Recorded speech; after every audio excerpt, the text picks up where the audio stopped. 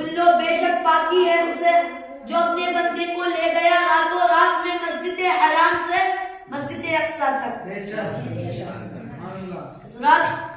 ہجرت سے پہلے رجب شریف کی 7ویں رات شب دوشنبہ مبارکہ میں یعنی پیر کے دن ہمارے آقا کریم نوشہ بزم جنت ہم فقیروں کے آقا ہم غریبوں کے سرور مصطفیٰ جان رحمت حضور صلی اللہ علیہ وآلہ وسلم کی بارگاہ حضور صلی اللہ علیہ وسلم اپنی چچازاد بہن حضرت ام ہانی کے گھر آرام فرما رہے تھے کہ اللہ تعالیٰ نے حضرت جبرائیل علیہ السلام کو حکم دیا اے جبرائیل علیہ السلام 70,000 فرشتوں کی بارات لو اور جنت کو سجا دو اور دروغے مالک جہنم کو حکم دو کہ دوزخ کے دروازے بند کر دے اور تمام فرشتوں کو حکم دو کہ حضور صلی اللہ علیہ وسلم کے استقبال کے لیے کمر بستہ ہو جائیں اور اس رفیع سور نفو کے اسرائیل علیہ السلام آج کی رات کسی کی روح قبض نہ کریں.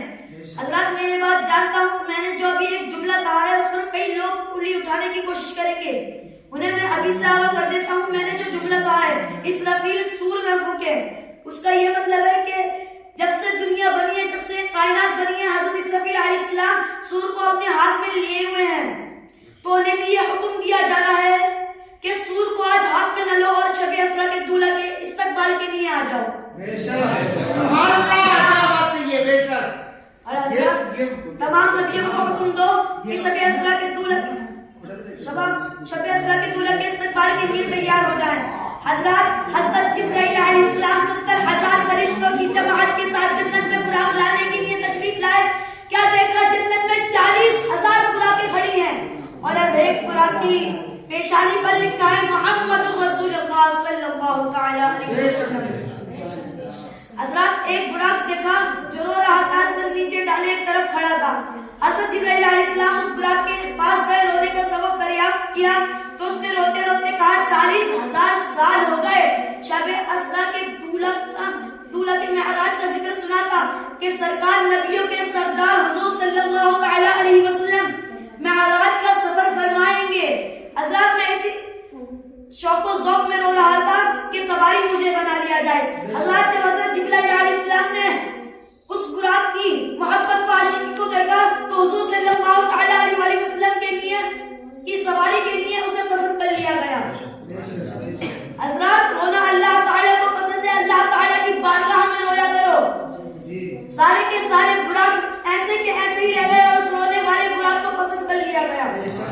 حضرات حضور صلی اللہ علیہ وسلم کے عظیم صحابی حضرت انس رضی اللہ تعالیٰ عنہ فرماتے ہیں کہ میں نے اپنے کانوں سے سنا اور آنکھوں سے دیکھا حضور صلی اللہ علیہ وسلم اپنے صحابیوں سے یہ فرما رہے تھے کہ اللہ تعالیٰ کی بارگاہ میں رویا کرو, اللہ تعالیٰ کے ڈر سے رویا کرو, اللہ تعالیٰ کی محبت میں رویا کرو.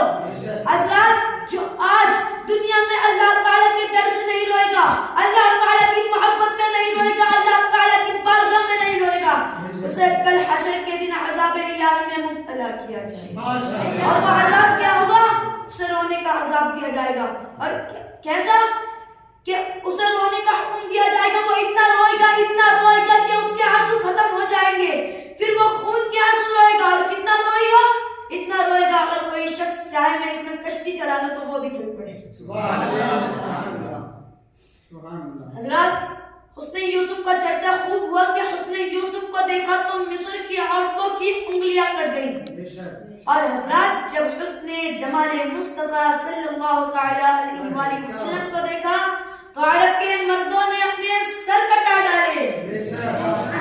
حضرات ہمارے آقا کریم حضور صلی اللہ علیہ وسلم نے سدرہ کے مکی حضرت جبرائیل علیہ السلام سے دریافت کی اے جبرائیل علیہ السلام تم نے تمام نبیوں کو دیکھا, اپنی بارگاہوں کو دیکھا, حضرت آدم علیہ السلام کی خلافت کو دیکھا, حضرت نوح علیہ السلام کی اجابت کو دیکھا, حضرت ابراہیم علیہ السلام کی خلقت کو دیکھا, حضرت اسماعیل علیہ السلام کی محبت کو دیکھا, اور حضرت یوسف علیہ السلام کی صفت کو دیکھا, حضرت یوسف علیہ السلام کے جمال کو دیکھا, حضرت موسیٰ علیہ السلام کے جلال کو دیکھا, حضرت عیسیٰ روح اللہ کی روحانیت کو دیکھا, تمام نبیوں کو دیکھا, ان کے بارگاہوں کو دیکھا.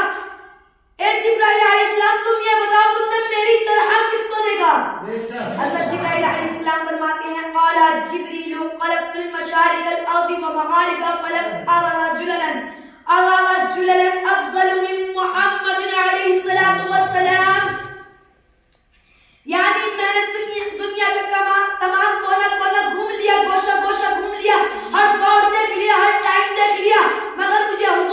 اللہ تعالی علیہ وآلہ وسلم سے افضل کوئی شخص نظر ہی نہیں آیا.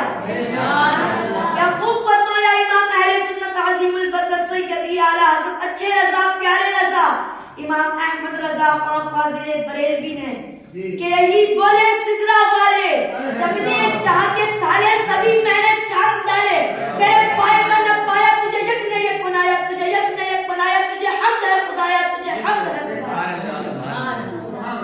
حضرات. ایک بات کا واقعہ ہے کہ خانقاہ میں ایک باپردہ خاتون اپنے منہ کی لاش چادر میں لپٹائے سینے سے چپٹائے زاروں قطار ہو رہی تھی کہ اتنے میں ایک مدنی منا دوڑتا ہوا آتا ہے اور اس خاتون سے رونے کا سبب دریافت کرتا ہے تو وہ روتے روتے کہتی ہے بیٹا میرا شوہر اپنے لگتے جگر کی حسرت لیے بغیر دنیا سے رخصت ہو گیا.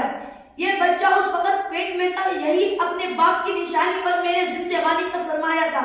یہ بیمار ہو گیا میں اسے اسی خانقاہ میں دم کرانے لا رہی تھی کہ راستے میں اس نے دم توڑ دیا. میں پھر بھی بڑی امید کے ساتھ یہاں حاضر ہوئی کہ ان خانقاہ والے بزرگ کی ولایت کی چاروں طرف دھوم مچی ہے اور ان کی نگاہیں کرم سے اب بھی بہت کچھ ہو سکتا ہے مگر وہ مجھے صبر کی تعلیم دے کر اندر جا چکے ہیں. اتنا کہہ کر وہ خاتون دوبارہ رونے لگی. اس مدنی منع کا دل پگھل گیا اور اس کی رحمت بھری آواز پر یہ لفظ کھیلنے لگے کہ محترمہ دیکھو تو صحیح آپ کا منع مرا نہیں بلکہ زندہ ہے.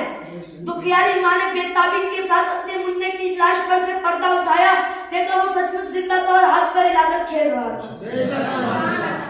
ذات اتنے میں اندر سے واپس خانقاہ والے بزرگ تشریف لائے. منع کو زندہ دیکھ کر ساری بات سمجھ گئے اور اپنی لاٹھی اٹھا کر یہ کہتے ہوئے مدنی منع کی طرف کو لپکے تو نے حدیث خدا بندی عز و جل کے راز کھولنا شروع کر دیے.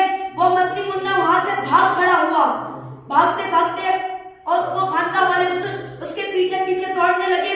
مدنی منع بھاگتے بھاگتے قبرستان کی طرف کو مڑ گیا اور بلند آواز سے پکارنے لگا قبر والوں مجھے بچاؤ. حضرات تیزی سے لپکتے ہوئے بزرگ اچانک سے جھٹک کر کے رک گئے کہ قبرستان سے ایک نہیں دو نہیں تین نہیں 50 نہیں 100 نہیں بلکہ 300 مردے اٹھ کھڑے ہوئے اور اس مدنی منع کی ڈھال بن گئے. حضرات اور وہ بزرگ بڑی حسرت سے کہتے ہیں بیٹا ہم تیرے مرتبے تک نہیں پہنچ سکتے اس لیے اب تیرے آگے اپنا سر تسلیم ہم کرتے ہیں. حضرات کیا آپ جانتے ہیں وہ مدنی منع کون تھا؟